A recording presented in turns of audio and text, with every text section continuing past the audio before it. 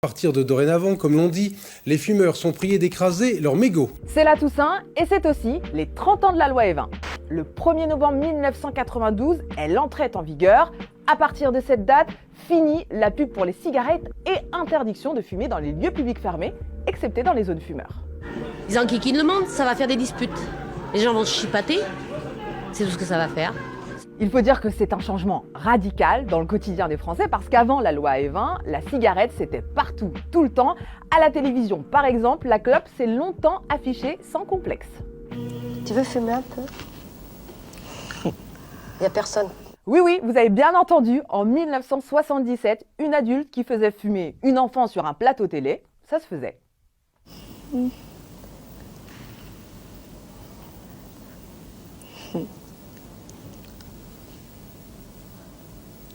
Ah, tu vois, t'as pas toussé. Et avant ça, à la télé, il y avait même des émissions consacrées au tabac. Notre soirée est dédiée ce soir à la grande famille de ceux qui fument. Là, on est en 1958. Dans l'émission 36 chandelles, les fumeurs sont à l'honneur. Au programme, des sketchs, des chansons sur le tabac et même des démos de préparation de cigarettes. Vous avez vu dans tous vos journaux avant-hier que les fumées, mes chers amis, ont rapporté à la France, à l'État français, 300 milliards dans nos caisses. La vitrine rêvée pour l'industrie du tabac. Il faut dire qu'à l'époque, la France produisait son propre tabac. Fumer, c'était un art de vivre et même une compétition qui avait sa place à la télévision. Oui.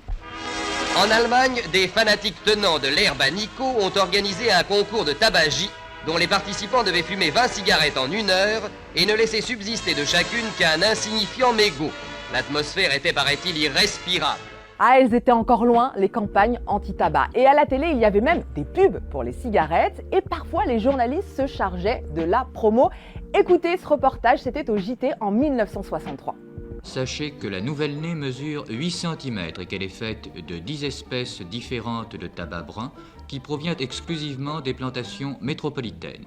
Elle est donc bien de chez nous et comme telle élégante de naissance et somptueusement habillée. Et comment parler cigarette sans évoquer le maître en la matière? Et le droit d'honneur. Un doigt d'honneur jusqu'à ce que la loi Evin entre en vigueur le 1er novembre 1992. Donc, à partir de cette date, la cigarette et ses effluves disparaissent de la télé.